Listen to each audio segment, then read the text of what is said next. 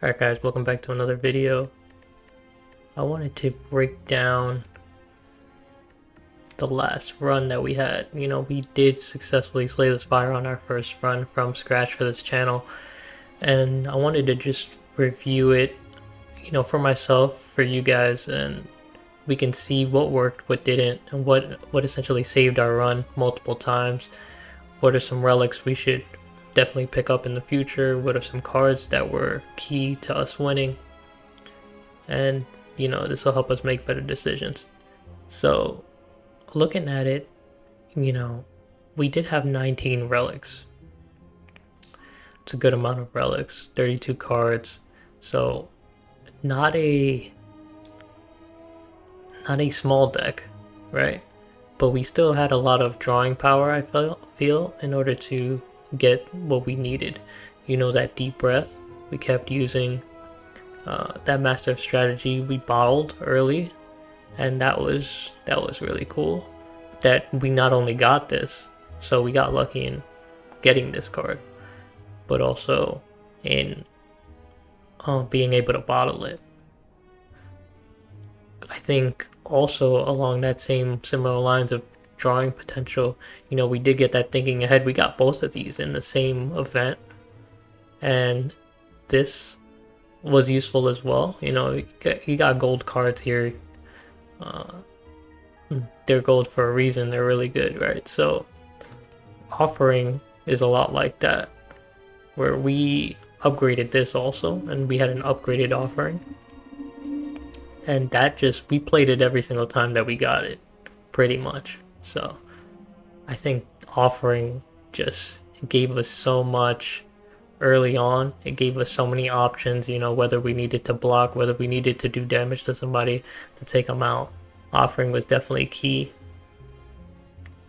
And then let's just finish up the gold cards, because when we're talking about Barricade was the reason that we were able to finish the run, right? It was super helpful in that last fight where we're getting hit for 44 damage, and we just shrugged it off. We didn't care because we had all that barricade, we had all that block stored up, so we were able to deal with that. And then the reason we chose Barricade was because we were already leaning towards a defensive deck. We still had our defense at that point. We had double flame barrier, and we had one upgraded flame barrier, I think, at that point. We eventually had double upgraded flame barrier, which, again, building up that block. And then we also had Entrench, and as soon as we had these things going with each other, it was like Barricade would fit nicely in this deck, and luckily that Act 2 boss gave us Barricade. And from there, I think it basically solidified the run. Talking about that Act 2 boss, something that this isn't showing is... Oh, maybe... Let me see here. Because we... Okay. Here.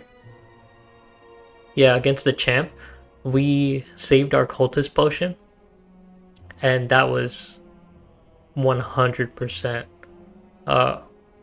the reason that we won that fight.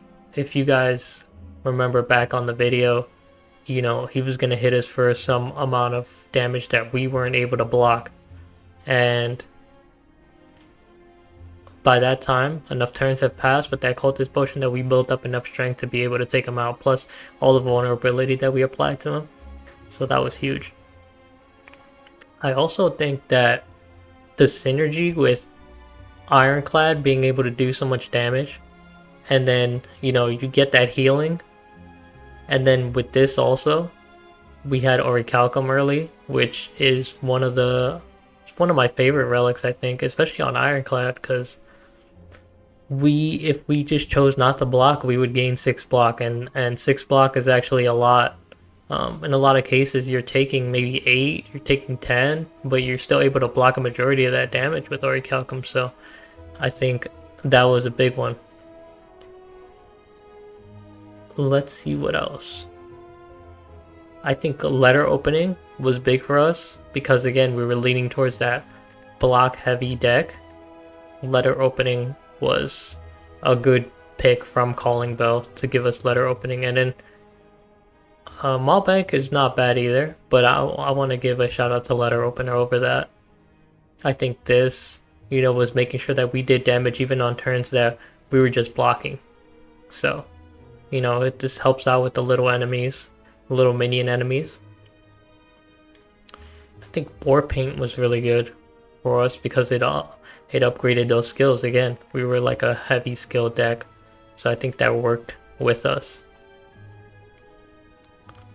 Cauldron is interesting because Cauldron worked with Potion Belt to give us more potions. So that's an interesting like synergy there that we had.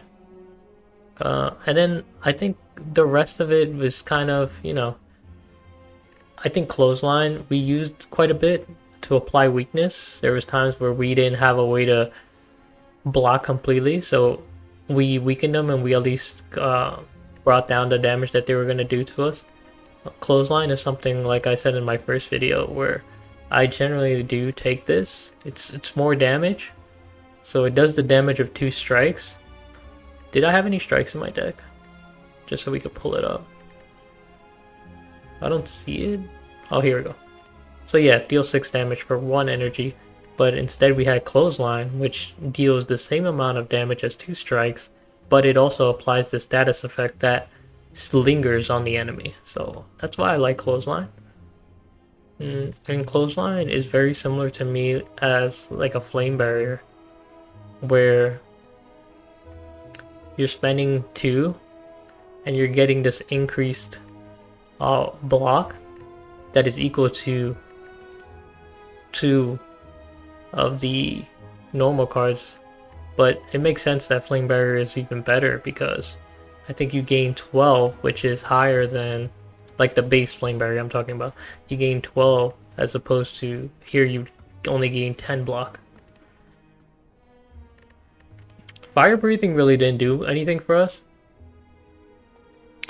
And this is probably a misplay by me picking this, because every card that you add to your deck, you're drawing less of the cards that you need. So I would say this is probably a learnable thing for this run in particular. Fire Breathing did not help at all because I had enough exhaust with where are my exhaust cards? Because I did have these 2 curses, but I was removing them immediately because I had so much draw, and then I had where's that card? I had True Grit, and True Grit was allowing me to exhaust cards that I didn't want, and I was exhausting those curse cards right away. It's the point where Fire Breathing didn't matter, and I didn't run across anything where Fire Breathing was going to be useful. Fire Breathing I think would have been useful if we went to the heart, but we're not going to be facing the heart for a while. So yeah, Dropkick was okay. Dropkick really didn't do much. I would say there were some times where Dropkick did help, but Dropkick was just okay. I liked the Disarms. I thought that was useful for us. The Inflame was something that Inflame is it's just okay, but we needed something to get stronger over time, and that was before we had something like a Barricade happening. And really we didn't have any way of getting stronger over time. I really wanted some way of getting more strength, but it kind of makes sense at the end of the run where we unlocked spot weakness, so we didn't have a chance to get spot weakness during our run. So that's a big way that Ironclad gets stronger over time. The only other way would have been like a demon form, which it's just so cost heavy. You have to spend 3 energy in order to activate demon form, so you're gonna take damage, and it's really good for like boss encounters that take a while. I also think that armaments was just really good for us, you know, upgrading all of our cards. And a lot of our cards did get upgraded over time also, but armaments was really useful for that early, you know, getting everything upgraded in our deck, to the point where I didn't take Apotheosis. And I think we were good with not taking Apotheosis because, again, we were just upgrading everything right away with that card draw, with drawing into armaments right away, and then everything eventually was upgraded anyway. So I just felt that I didn't really need Apotheosis, and armaments actually added block also, which helps our whole synergy. I think Bash got a lot of use. I think Bash maybe generally gets a lot of use with Ironclad. You're applying vulnerable so you can do more damage over time. This is one of those cards that I would have liked to have upgraded. We just kept upgrading things that were better in my mind. This was probably already upgraded when we took it, I think. Hopefully I didn't upgrade that, because that would have been it would have been better to upgrade Bash instead. Sword Boomerang actually did good with the boot.